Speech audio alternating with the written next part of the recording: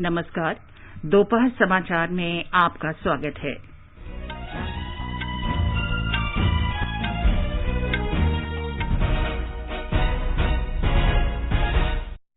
निर्वाचन आयोग आज 3:30 बजे उत्तर प्रदेश, उत्तराखंड, पंजाब, गोवा और मणिपुर में विधानसभा चुनाव कार्यक्रम की घोषणा करेगा। स्वास्थ्य मंत्री मनसुख मांडविया ने कहा, 15 से 18 वर्ष के 2 करोड़ से अधिक बच्चों को कोविड का पहला टीका लगाया गया। राष्ट्रव्यापी कोविड टीकाकरण अभियान के अंतर्गत अब तक 150 करोड़ 61 लाख से अधिक टीके लगाए गए।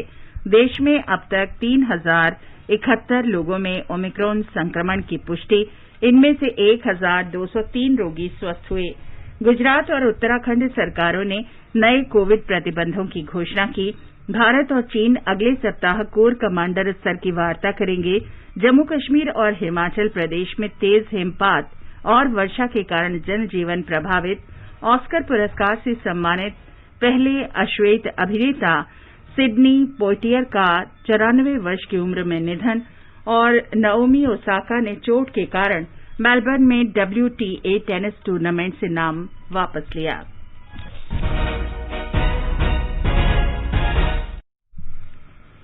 दोपहर समाचार में सिद्धार्थ सिंह के साथ मैं चंद्रिका जोशी। देश के कई हिस्सों में कोरोना संक्रमण तेजी से बढ़ रहा है। आकाशवाणी समाचार श्रोताओं से सतर्क रहने और 15 से 18 वर्ष के बच्चों सहित अन्य लोगों को टीका लगवाने में मदद करने की अपील करता है। कोरोना वायरस का नया स्वरूप ओमिक्रॉन चिंता का कारण है। कृपया सुरक्षित रहने के लिए 3 सरल उपायों का पालन अवश्य करें। मास्क पहनें, 2 गज की सुरक्षित दूरी बनाए रखें, हाथ और चेहरा साफ रखें। कोविड से संबंधित जानकारी और मार्गदर्शन के लिए राष्ट्रीय हेल्पलाइन नंबर 011-2397-8046 और 1075 पर संपर्क करें। और अब समाचार। चुनाव आयोग आज दोपहर बाद 3:30 बजे 5 राज्यों के लिए चुनाव कार्यक्रम की घोषणा करेगा। जिन राज्यों में चुनाव होने हैं उनमें उत्तर प्रदेश, उत्तराखंड, पंजाब, गोवा और मणिपुर शामिल हैं। गोवा विधानसभा की अवधि इस साल 15 मार्च को समाप्त हो रही है। मणिपुर विधानसभा की अवधि 19 मार्च, उत्तराखंड और पंजाब विधानसभा की 23 मार्च और उत्तर प्रदेश विधानसभा की अवधि इस साल 14 मई को समाप्त होगी। पिछले कुछ दिनों में चुनाव आयोग ने कानून व्यवस्था, अर्धसैनिक बलों की तैनाती, कोविड-19 की स्थिति और इन 5 राज्यों में टीकाकरण की स्थिति की जानकारी के लिए केंद्रीय गृह सचिव और केंद्रीय स्वास्थ्य सचिव के साथ अलग अलग बैठकें की थी। चुनाव प्रक्रिया के दौरान सुनिश्चित किए जाने वाले सुरक्षा उपायों पर स्वास्थ्य विशेषज्ञों से चुनाव आयोग ने जानकारी ली है। अनुपम मिश्र, आकाशवाणी समाचार, दिल्ली। इस बीच निर्वाचन आयोग ने संसदीय और विधानसभा क्षेत्रों के उम्मीदवारों के लिए मौजूदा चुनाव खर्च की सीमा बढ़ा दी है। ये सीमाएं आगामी सभी चुनावों में लागू होंगी। बड़े राज्यों में संसदीय चुनाव खर्च की सीमा 70 लाख से बढ़ाकर 95 लाख रुपए और छोटे राज्यों में 54 लाख से बढ़ाकर 75 लाख रुपए कर दी गई है। बड़े राज्यों में महाराष्ट्र, मध्य प्रदेश, उत्तर प्रदेश, पश्चिम बंगाल और कर्नाटक शामिल हैं। छोटे राज्यों में गोवा, मणिपुर, पंजाब, उत्तराखंड और केंद्र शासित प्रदेश शामिल हैं। केंद्र शासित प्रदेश जम्मू कश्मीर में चुनाव खर्च की सीमा बढ़ाकर 95 लाख कर दी गई है। बड़े राज्यों में विधानसभा क्षेत्रों के लिए खर्च की सीमा 28 लाख रुपए से बढ़ाकर 40 लाख रुपए और छोटे राज्यों में 20 लाख रुपए से बढ़ाकर 28 लाख रुपए कर दी गई है। चुनाव खर्च की सीमा में पिछला बड़ा संशोधन 2014 में किया गया था, लेकिन 2020 में इसमें 10% की और वृद्धि की गई थी। चुनाव कार्यक्रम की घोषणा के साथ ही गोवा, मणिपुर, पंजाब, उत्तराखंड और उत्तर प्रदेश में विधानसभा चुनाव की प्रक्रिया शुरू हो जाएगी। एक रिपोर्ट। 40 सदस्यों वाली गोवा विधानसभा में डॉक्टर प्रमोद सावंत के नेतृत्व में सत्तारूढ़ भाजपा की 25 सीटें, कांग्रेस और गोवा फॉरवर्ड पार्टी की 2-2, जबकि महाराष्ट्रवादी गोमंतक पार्टी और ऑल इंडिया तृणमूल कांग्रेस की 1-1 सीट है। विधानसभा में 2 निर्दलीय सदस्य भी हैं। राज्य में विधानसभा की 7 सीटें रिक्त हैं। मणिपुर में मुख्यमंत्री एन बीरेन सिंह भाजपा का नेतृत्व कर रहे हैं। वर्तमान में 60 सदस्यों वाली विधानसभा में भाजपा की 28 सीटें हैं। कांग्रेस की 15, नागा पीपल्स फ्रंट की 4 और नेशनल पीपल्स पार्टी की 3, जबकि तृणमूल कांग्रेस की 1 सीट है। 2 निर्दलीय सदस्य हैं। राज्य में 7 सीटें रिक्त हैं। पंजाब में 117 सीटों वाली विधानसभा के लिए चुनाव कराए जाने हैं। राज्य में चरणजीत सिंह चन्नी के नेतृत्व में कांग्रेस की सरकार है। वे कैप्टन अमरिंदर सिंह के इस्तीफा देने के बाद राज्य में कांग्रेस का नेतृत्व कर रहे हैं। कैप्टन अमरिंदर सिंह ने पार्टी से अलग होकर पंजाब लोक कांग्रेस के नाम से एक नई पार्टी बनाई है। वर्तमान में सत्तारूढ़ कांग्रेस की 80, शिरोमणि अकाली दल की 14, आम आदमी पार्टी की 12, भारतीय जनता पार्टी की 4, जबकि लोक इंसाफ पार्टी की 2 और पंजाब लोक कांग्रेस की 1 सीट है। विधानसभा में 4 सीटें खाली हैं। भारतीय जनता पार्टी कैप्टन अमरिंदर सिंह के नेतृत्व में पंजाब लोक कांग्रेस, PLC और शिरोमणि अकाली दल संयुक्त ने आगामी चुनाव के लिए गठबंधन की घोषणा पहले ही कर दी है। उत्तराखंड में दूसरे परिवर्तन के बाद पुष्कर सिंह धामी भाजपा के मुख्यमंत्री हैं। इससे पहले त्रिवेंद्र सिंह रावत और तीरथ सिंह रावत राज्य के मुख्यमंत्री थे। 70 सदस्यों वाली विधानसभा में सत्तारूढ़ दल की 56 और कांग्रेस की 10 सीटें हैं। निर्दलियों के पास 2 सीटें हैं, जबकि 2 सीटें रिक्त हैं। उत्तर प्रदेश में योगी आदित्यनाथ भाजपा सरकार का नेतृत्व कर रहे हैं। 403 सदस्यों वाली विधानसभा में सत्तारूढ़ भाजपा की सबसे अधिक 303, जबकि उसकी गठबंधन सहयोगी अपना दल सोनेलाल की 9 सीटें हैं। समाजवादी पार्टी 49, कांग्रेस 7, बहुजन समाज पार्टी 15 और सुहेल देव भारतीय समाज पार्टी की 4 और राष्ट्रीय लोकदल और निर्बल इंडियन शोषित हमारा अपना दल के पास 1-1 सीट है। इस समय विधानसभा में 5 निर्दलीय विधायक हैं और 7 सीटें खाली हैं। Election desk. निर्वाचन आयोग ने अभिनेता सोनू सूद के पंजाब के राज्य आइकॉन के रूप में की गई नियुक्ति को वापस ले लिया है। इसकी पुष्टि पंजाब के मुख्य निर्वाचन अधिकारी डॉक्टर एस करुणा राजू ने की है। आयोग ने 4 जनवरी को उन्हें आइकॉन नियुक्त किया था। चुनाव आयोग द्वारा मतदान की तारीखों की घोषणा करने से पहले ही पंजाब में चुनावी गतिविधियां तेज हो गई हैं। पंजाब में चुनाव आयोग ने विधानसभा के निष्पक्ष चुनाव करवाने के लिए तैयारियां मुकम्मल कर ली हैं। प्रदेश में ये चुनाव भारतीय जनता पार्टी, कैप्टन अमरिंदर सिंह की लोक कांग्रेस पार्टी और सुखदेव सिंह ढींढसा के अकाली दल संयुक्त से मिलकर लड़ेगी। कांग्रेस, श्रोमणी अकाली दल, बहुजन समाज पार्टी गठबंधन, आम आदमी पार्टी जैसे प्रमुख राजनीतिक दल भी चुनाव मैदान में हैं। कई राजनीतिक दलों ने अपने उम्मीदवार भी घोषित कर दिए हैं और चुनाव प्रचार भी शुरू कर दिया है। प्रदेश के 2,12,75,66 मतदाता चुनाव लड़ने वाले उम्मीदवारों का भाग्य तय करेंगे। अश्विनी कुमार शर्मा, आकाशवाणी समाचार, चंडीगढ़। ये समाचार हमारी वेबसाइट newsonair.com/हिंदी और हमारे mobile app news on AIR पर भी उपलब्ध हैं। सुनो ना, हाँ? सोच रहा हूँ अपना बिजनेस क्यों न बढ़ा लूं। तो रोका किसने है? हाँ? रोका तो किसी ने नहीं, पर समझ नहीं आ रहा कि मदद किससे मांगूं। मुझसे। तुमसे? तो अच्छा बताओ फिर। आकाशवाणी है ना, मैंने सुना है उसका नेटवर्क देश भर में फैला है। पर उससे मेरा क्या फायदा? देखो, फायदा है। जिस शहर में चाहो विज्ञापन की मदद से उपभोक्ताओं तक पहुंच जाओ। पर अब ये भी तो बता दो कि आकाशवाणी से संपर्क कैसे करूं? बहुत आसान है, मैं बताती हूँ। नंबर नोट करो, 870-001-4242। ओ 870-001-4242। हाँ। लो अभी फोन लगाता हूँ 870-001-4242 पर।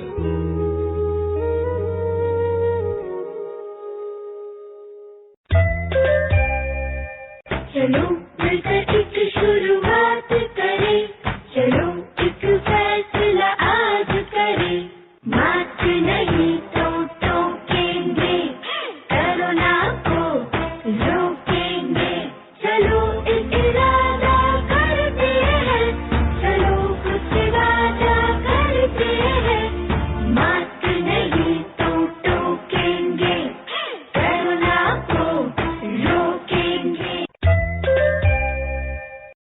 दोपहर समाचार में आपका फिर स्वागत है। केंद्रीय स्वास्थ्य और परिवार कल्याण मंत्री डॉक्टर मनसुख मांडविया ने कहा है कि अब तक 15 से 18 वर्ष के 2 करोड़ से अधिक बच्चों को पहला टीका लगाया जा चुका है। उन्होंने कहा कि किशोरों का टीकाकरण शुरू होने से पहले सप्ताह के अंदर ही ये बड़ी उपलब्धि हासिल हुई है। स्वास्थ्य मंत्री ने कहा कि देश भर में बच्चों का टीकाकरण तेजी से हो रहा है। राष्ट्रव्यापी कोविड टीकाकरण अभियान के अंतर्गत 1,50,61,61 लाख से अधिक टीके लगाए जा चुके हैं। स्वास्थ्य मंत्रालय ने बताया कि कल 90,59,000 से अधिक टीके लगाए गए। इस दौरान 1,41,986 लोग संक्रमित हुए। इस समय 4,72,169 रोगियों का उपचार किया जा रहा है, जो कुल संक्रमित लोगों का 1.34% है। स्वस्थ होने की दर 97.3% है। कल 40,895 रोगी स्वस्थ हुए। अब तक 3,44,12,000 रोगी स्वस्थ हो चुके हैं। देश में अब तक कुल 3,071 लोग ओमिक्रॉन से संक्रमित हुए हैं। इनमें से महाराष्ट्र में 876, दिल्ली में 513, कर्नाटक में 333 और राजस्थान में 291 लोग संक्रमित हैं। स्वास्थ्य मंत्रालय ने बताया कि 1,203 रोगी ठीक हो चुके हैं। गुजरात सरकार ने राज्य में कोरोना संक्रमण में अचानक बढ़ोतरी के बाद नए प्रतिबंध लगाने की घोषणा की है। आज से 10 शहरों में रात 10 बजे से सुबह 6 बजे तक कर्फ्यू लगाया जाएगा। हमारे संवाददाता ने बताया है कि कक्षा 1 से 9 तक की ऑफलाइन पढ़ाई 31 जनवरी तक बंद रहेगी। गुजरात में जारी की गई नई मार्गदर्शिका के अनुसार रात्रि कर्फ्यू 10 बड़े शहरों में रात 10 बजे से सुबह 6 बजे तक लागू रहेगा। इनमें अहमदाबाद, वडोदरा, सूरत, राजकोट, भावनगर, जामनगर, जूनागढ़, गांधीनगर, आणंद और नडियाद शहर शामिल है। राजनीतिक, सामाजिक, शैक्षिक, सांस्कृतिक और धार्मिक कार्यक्रमों के लिए खुले में 400 लोग और बंद कमरे में 50% लोगों की सीमा रहेगी। सार्वजनिक और निजी परिवहन को 75% क्षमता के साथ रात्रि कर्फ्यू में छूट मिलेगी। योगेश पंड्या, आकाशवाणी समाचार, अहमदाबाद। उत्तराखंड में बढ़ते संक्रमण से निपटने के लिए नए प्रतिबंधों की घोषणा की गई है। मुख्य सचिव एसएस संधू ने इस संबंध में नए दिशा निर्देश जारी किए हैं। सभी तरह के सार्वजनिक समारोहों पर 16 जनवरी तक रोक लगा दी गई है। सभी आंगनवाड़ी केंद्र और कक्षा 12 तक के स्कूल 16 जनवरी तक बंद रहेंगे। केवल ऑनलाइन पढ़ाई ही चलेगी। सिनेमा हॉल, शॉपिंग मॉल, खुले या बंद स्थान पर विवाह समारोह की 50% क्षमता के अनुसार लोगों को शामिल होने की अनुमति होगी। उत्तराखंड में प्रवेश के लिए उन लोगों को 72 घंटे पहले की कोविड नेगेटिव टेस्ट रिपोर्ट दिखानी होगी जिन्हें कोविड के दोनों टीके नहीं लगे हैं। बिहार में विधानसभा सचिवालय कर्मचारियों के संक्रमित होने के मद्देनजर इसे आज से 16 जनवरी तक बंद कर दिया गया है। विधानसभा अध्यक्ष विजय कुमार सिन्हा ने बताया कि पिछले 3 दिनों में लगभग 30 कर्मचारियों के संक्रमित होने के बाद ये फैसला किया गया। महाराष्ट्र के स्वास्थ्य मंत्री राजेश टोपे ने कहा है कि अगर कोविड से संबंधित मौजूदा प्रतिबंधों का ठीक से पालन नहीं किया गया तो राज्य में और भी कड़े प्रतिबंध लगाने होंगे। आज जालना में उन्होंने पत्रकारों को बताया कि राज्य धीरे धीरे तीसरी लहर की ओर बढ़ रहा है और इसीलिए सभी को कोविड संबंधी दिशा निर्देशों का सख्ती से पालन करने की जरूरत है। उत्तर रेलवे ने 858 विशेष मालगाड़ियों के माध्यम से 14,000 टन से अधिक medical liquid oxygen Punjab, Haryana, Uttar Pradesh, Uttarakhand और दिल्ली के अस्पतालों और कोविड देखभाल केंद्रों तक पहुंचाया है। आकाशवाणी का समाचार सेवा प्रभाग आज रात 9:30 बजे कोरोना जागरूकता श्रृंखला के अंतर्गत हिंदी और अंग्रेजी में लाइव फोन इन कार्यक्रम प्रसारित करेगा। कार्यक्रम में अखिल भारतीय आयुर्विज्ञान संस्थान नई दिल्ली की डॉक्टर तनुजा नेसरी श्रोताओं के प्रश्नों के उत्तर देंगी। श्रोता हमारे विशेषज्ञ से टेलीफोन नंबर 01123421230 और 01123421764 पर प्रश्न पूछ सकते हैं। ये समाचार आकाशवाणी से प्रसारित किए जा रहे हैं। ताज़ा समाचार जानने के लिए आप हमारे Twitter handle @AIR News Hindi को फॉलो कर सकते हैं। आगे बढ़ने से पहले मुख्य समाचारों पर एक नजर। निर्वाचन आयोग आज 3:30 बजे उत्तर प्रदेश, उत्तराखंड, पंजाब, गोवा और मणिपुर में विधानसभा चुनाव कार्यक्रम की घोषणा करेगा। स्वास्थ्य मंत्री मनसुख मांडविया ने कहा 15 से 18 वर्ष के 2 करोड़ से अधिक बच्चों को कोविड का पहला टीका लगाया गया। राष्ट्रव्यापी कोविड टीकाकरण अभियान के तहत अब तक 150 करोड़ 61 लाख से अधिक टीके लगाए गए। देश में अब तक 3,071 लोगों में ओमिक्रॉन संक्रमण की पुष्टि, इनमें से 1,203 रोगी स्वस्थ हुए। गुजरात और उत्तराखंड सरकारों ने नए कोविड प्रतिबंधों की घोषणा की। भारत और चीन अगले सप्ताह कोर कमांडर स्तर की वार्ता करेंगे। जम्मू कश्मीर और हिमाचल प्रदेश में तेज हिमपात और वर्षा के कारण जनजीवन प्रभावित।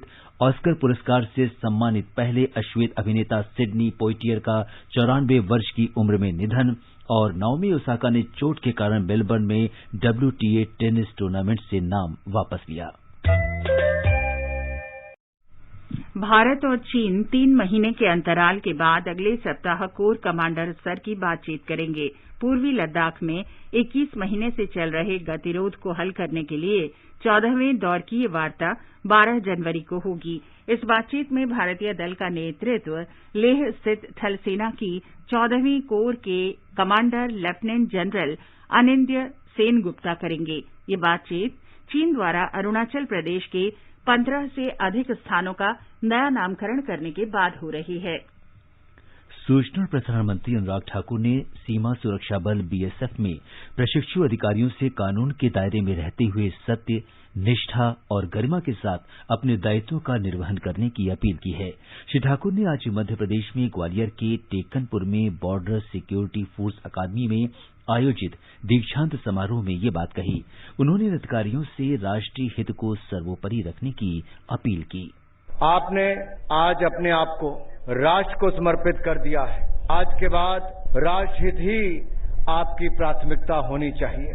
सीमा सुरक्षा बल की तैनाती के दौरान कई बार आपको जोखिम भरे सख्त निर्णय लेने होंगे। ऐसे हालत में भी आपको कानून के दायरे में रहते हुए सच्चाई, गरिमा, ईमानदारी एवं निष्पक्षता के साथ कार्य करना होगा। आपकी अव्वल दर्जे की कर्तव्य परायणता एवं सत्यनिष्ठा ही आपकी इस वर्दी का आईना होगी। बीएसएफ के महानिदेशक पंकज कुमार सिंह ने भी दीक्षांत समारोह को संबोधित किया। श्री ठाकुर ने बीएसएफ के शहीद स्मारक अजेय प्रहरी पर शहीदों को श्रद्धांजलि भी दी। जम्मू कश्मीर में आज मध्यम से तेज हिमपात और वर्षा जारी रहने के कारण हवाई और सड़क परिवहन में बाधा उत्पन्न हो रही है।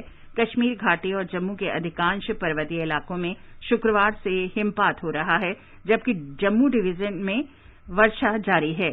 श्रीनगर के मौसम केंद्र ने रेड वार्निंग जारी की है और लोगों से कहा है कि वे पर्वतीय इलाकों में न जाएं। हिमाचल प्रदेश के अधिकांश भागों में ऊंची पहाड़ियों पर हिमपात और वर्षा के कारण अत्यधिक ठंड की स्थिति बनी हुई है। राज्य में अधिकांश स्थानों पर कड़ाके की ठंड है। राज्य में ऊंची पहाड़ियों पर रुक रुक कर हिमपात हो रहा है, जबकि राजधानी शिमला समेत मैदानी इलाकों में वर्षा हो रही है। अभिनेता सिडनी पोइटियर का 94 वर्ष की उम्र में निधन हो गया। सिडनी पोइटियर को वर्ष 1963 में श्रेष्ठ अभिनेता के ऑस्कर पुरस्कार से सम्मानित किया गया था। वे ये उपलब्धि हासिल करने वाले पहले अश्वेत अभिनेता थे। सिडनी पोइटियर ने to sir with love, in the heat of the night और guess who is coming to dinner जैसी शानदार फिल्मों में काम किया। मौजूदा ऑस्ट्रेलियाई open tennis champion Naomi Osaka पेट में चोट के कारण मेलबर्न में WTA टूर्नामेंट के सेमीफाइनल से हट गई हैं। इससे उनकी प्रतिद्वंदी वेरोनिका कुदरमेतोवा को फाइनल में प्रवेश मिल गया है। ओसाका ने कहा कि वे अब ऑस्ट्रेलियाई ओपन के लिए तैयारी करेंगी। टूर्नामेंट में महिला वर्ग के फाइनल में रविवार को कुदरमेतोवा का सामना सिमोना हालेप से होगा। और अब आज का संस्कृति संदेश। साहित्य में ऐसे लोगों की कमी नहीं है जो अपनी विधा के आकाश में सूर्य बन के चमके, लेकिन ऐसे बहुत कम रचनाकार हुए हैं जिन्होंने नाटक, उपन्यास, कहानी, यात्रा वृतांत, निबंध जैसी कई अलग अलग विधाओं में अपनी लेखनी का लोहा मनवाया। इन्हीं में एक नाम है मोहन राकेश का। मोहन राकेश का जन्म 8 जनवरी 1925 को पंजाब के अमृतसर में हुआ था। उनके पिता पेशे से वकील थे, किंतु साहित्य और संगीत के प्रेमी थे। पिता की साहित्यिक रुचि का प्रभाव उनके बेटे पर भी पड़ा। बहुमुखी प्रतिभा के धनी मोहन राकेश ने अपनी बहुविध रचनाओं से जीवन पर्यंत हिंदी को समृद्ध किया। उन्होंने लघु कथाओं से आरंभ करके बाद में कई नाटक और उपन्यास भी लिखे। मोहन राकेश कथा शिल्प के उस्ताद थे। उनकी भाषा में सौष्ठव ही नहीं, एक शास्त्रीय अनुशासन भी था। कहानी से लेकर उपन्यास तक सभी में उनकी कथा भूमि शहरी मध्य वर्ग की है। उनकी कुछ कहानियों में भारत विभाजन की पीड़ा का भी मार्मिक चित्रण हुआ है। कहानियों के माध्यम से आम आदमी के अंतर्मन की भावनाओं को व्यक्त करने के बाद मोहन राकेश ने नाट्य लेखन में प्रवेश किया। इस क्षेत्र में आकर उन्होंने जो काम किया उसने उन्हें हिंदी नाटकों का अग्रदूत बना दिया। जीवन भर रंगमंच और नाटकों की दुनिया को राह दिखाने वाले मोहन राकेश के अपने जीवन का 3 जनवरी 1972 को अचानक अंत हो गया।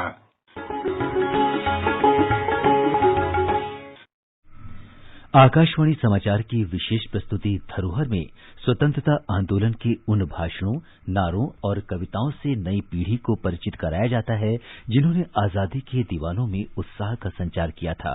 धरोहर प्रत्येक सोमवार शाम 4:45 पर परिक्रमा कार्यक्रम में प्रसारित किया जाता है। आजादी के आंदोलन के खजाने में ऐसे ढेरों शब्द जिन्होंने बदल दिए इतिहास, तारीख बदलने वाले लफ्जों पर आकाशवाणी समाचार प्रसारित कर रहा है विशेष कार्यक्रम धरोहर, हर सोमवार। आजादी के अमृत महोत्सव के अंतर्गत आइए अब सुनते हैं आकाशवाणी की विशेष प्रस्तुति आजादी का सफर।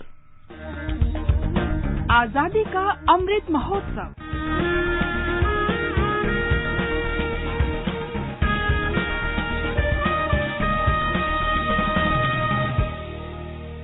आजादी का सफर, आकाशवाणी समाचार के साथ एक राष्ट्र का उदय। भारत का गौरवशाली स्वतंत्रता संग्राम आधुनिक विश्व में घटित महानतम संघर्षों में से एक है। आकाशवाणी समाचार रोज इस स्वतंत्रता आंदोलन की एक झलक आप तक पहुंचा रहा है।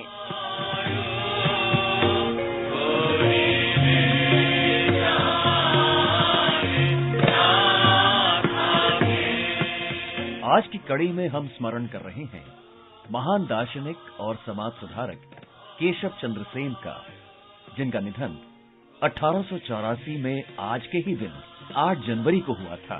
बंगाल के एक जाने माने ब्रह्म समाजी नेता के रूप में उन्होंने एक नए विश्व धर्म नव विधान की स्थापना की। नव विधान यानी नया धर्म, जिसका उद्देश्य भारतीय परंपराओं के साथ पश्चिमी आध्यात्मिकता के सर्वोत्तम विचारों को शामिल करना था।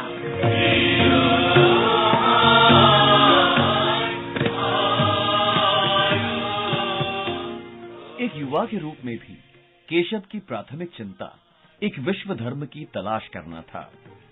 1857 में कॉलेज जीवन में ही उन्होंने विद्यार्थियों के लिए एकेश्वरवादी धार्मिक सोसाइटी गुडविल फ्रेटर्निटी की स्थापना की। इस संगठन की एक बैठक में केशव की मुलाकात पहली बार विख्यात ब्रह्म समाजी नेता देवेंद्रनाथ टैगोर से हुई। वेदांतवाद से प्रभावित केशव 1857 में ब्रह्म समाज में शामिल हो गए और 1858 तक इसके प्रमुख नेता बन गए। केशव ने नए विचारों और नई गतिविधियों को शामिल कर ब्रह्म समाज संगठन को एक नया रूप दिया।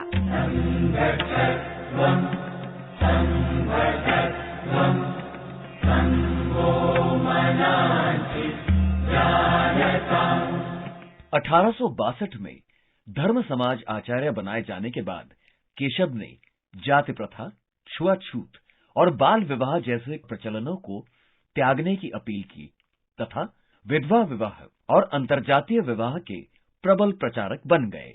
स्त्री शिक्षा केशव की सबसे बड़ी चिंताओं में से एक थी। उन्होंने बाम बोधनी सभा के शिक्षा संबंधी प्रयासों का सक्रियता से समर्थन किया।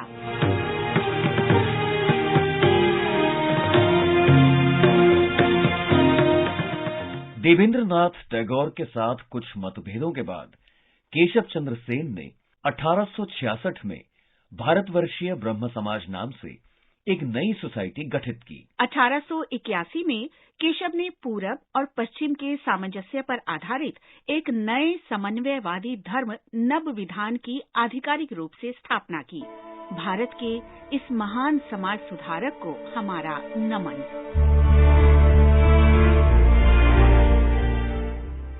आज हम विख्यात राष्ट्रवादी मधु लिमय को भी याद कर रहे हैं, जिनका निधन 1995 में 8 जनवरी को हुआ था। मधु लिमय का जन्म 1 मई 1922 को पुणे में हुआ था। स्वतंत्रता संग्राम के दौरान 1938 से 1948 तक वे इंडियन नेशनल कांग्रेस और कांग्रेस सोशलिस्ट पार्टी से जुड़े रहे। 1955 में उन्होंने गोवा मुक्ति आंदोलन में भी भाग लिया और जेल गए। 19 महीने से भी अधिक समय तक वे पुर्तगाली कारावास में रहे। राम मनोहर लोहिया के अनुयायी मधु लिमय ने 1970 के दशक में जेपी आंदोलन में सक्रिय भाग लिया। इस महान राष्ट्रवादी को हमारा नमन।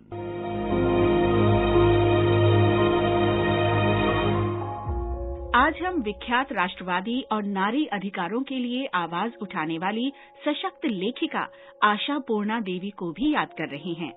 उनका जन्म 8 जनवरी 1909 को कलकत्ता में हुआ था। स्वतंत्रता आंदोलन के राजनीतिक उथल-पुथल के दौर में बड़ी हो रही आशा पूर्णा में बचपन से ही देशभक्ति की भावना विकसित हो रही थी। आशापूर्णा देवी की 3 सशक्त कृतियां प्रथम प्रतिश्रुति, सुवर्णलता और बकुल कथा में औपनिवेशिक भारत से स्वतंत्र भारत तक महिला मुक्ति का जीवंत चित्रण है। आशापूर्णा देवी की कृतियां स्त्री पुरुष भेदभाव को उजागर करती हैं। उनकी लघु कथाओं और उपन्यासों में बंगाल की मध्य वर्गीय महिलाओं की स्थिति का वर्णन है। इनमें महिलाओं के शोषण, दमन, आक्रोश, बढ़ती जागरूकता और अंततः विद्रोह का चित्रण है। সম্পাদক তো রাজকুমার চক্র, উনি আমাকে উৎসাহ দিয়েছিলেন যদি আমাকে লেখিকা করার জন্য যদি কারোর কোনো কৃতিত্ব থাকে তো উনি প্রথম লেখাটা ফেরত তো দিলেনই না, সমাধানে ছাপলেন এবং তক্ষুনি লিখলেন যে তুমি গল্প লিখতে পারলে লেখো। साहित्य, विशेषकर महिला साहित्य के क्षेत्र में महत्वपूर्ण योगदान के लिए उन्हें ज्ञानपीठ पुरस्कार से सम्मानित किया गया। भारत सरकार ने 1976 में उन्हें पद्मश्री से अलंकृत किया। 13 जुलाई 1995 को आशापूर्णा देवी का निधन हो गया। उनकी रचनाओं का कई भाषाओं में अनुवाद हुआ है। ये विभिन्न स्कूली पाठ्यक्रमों में भी शामिल हैं। इस महान नारीवादी लेखिका को आकाशवाणी का नमन। और अब आकाशवाणी समाचार के साथ आजादी का सफर की ये कड़ी संपन्न होती है। कल फिर मिलेंगे अगली कड़ी के साथ।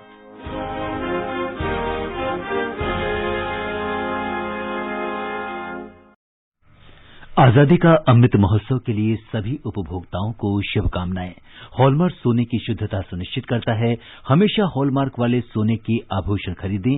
उपभोक्ता संबंधित किसी भी शिकायत के लिए कृपया राष्ट्रीय उपभोक्ता हेल्पलाइन के टोल फ्री नंबर 14404 पर संपर्क करें। उपभोक्ता मामले विभाग, भारत सरकार द्वारा जनहित में जारी। जागो ग्राहक जागो। उत्तर प्रदेश के मुख्यमंत्री योगी आदित्यनाथ ने कहा है कि राज्य में कोविड की तीसरी लहर आ गई है, इसलिए सभी को कोविड का टीका लगाना चाहिए। दूरदर्शन द्वारा लखनऊ में आयोजित चर्चा में आज उन्होंने कहा कि सभी को सतर्क रहने की आवश्यकता है। अब एक नजर आज के मौसम पर। राजधानी दिल्ली में आज आधी रात से वर्षा हो रही है।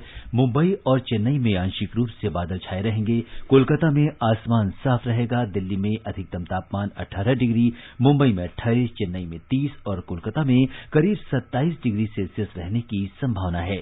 श्रीनगर में मध्यम हिमपात होने की उम्मीद है। जम्मू और मुजफ्फराबाद में आंशिक रूप से बादल छाए रहेंगे और हल्की वर्षा होगी। लेह और गिलगित में बर्फबारी होने की संभावना है। लेह में न्यूनतम तापमान 0 से 10 डिग्री नीचे रहा, जबकि अधिकतम तापमान 0 से 1 डिग्री नीचे रहने की संभावना है। पूर्वोत्तर में गुवाहाटी, आइजोल और इम्फाल में कोहरा छाया रहेगा तथा गैंगटोक में आसमान साफ रहा। शिलंग, कोहिमा, अगरतला और ईटानगर में आसमान साफ रहेगा। और अंत में मुख्य समाचार एक बार फिर। निर्वाचन आयोग आज 3:30 बजे उत्तर प्रदेश, उत्तराखंड, पंजाब, गोवा और मणिपुर में विधानसभा चुनाव कार्यक्रम की घोषणा करेगा। स्वास्थ्य मंत्री मनसुख मांडविया ने कहा 15 से 18 वर्ष के 2 करोड़ से अधिक बच्चों को कोविड का पहला टीका लगाया गया। राष्ट्रव्यापी कोविड टीकाकरण अभियान के अंतर्गत अब तक 150 करोड़ 61 लाख से अधिक टीके लगाए गए। देश में अब तक 3071 लोगों में ओमिक्रॉन संक्रमण की पुष्टि, इनमें से 1203 रोगी स्वस्थ हुए। गुजरात और उत्तराखंड सरकारों ने नए कोविड प्रतिबंधों की घोषणा की। भारत और चीन अगले सप्ताह कोर कमांडर स्तर की वार्ता करेंगे। जम्मू कश्मीर और हिमाचल प्रदेश में तेज हिमपात और वर्षा के कारण जनजीवन प्रभावित। ऑस्कर पुरस्कार से सम्मानित पहले अश्वेत अभिनेता सिडनी पोइटियर का 94 वर्ष की उम्र में निधन। और नाओमी ओसाका ने चोट के कारण मेलबर्न में WTA टेनिस टूर्नामेंट से नाम वापस लिया। इसके साथ ही दोपहर समाचार का ये अंक समाप्त हुआ। नमस्कार।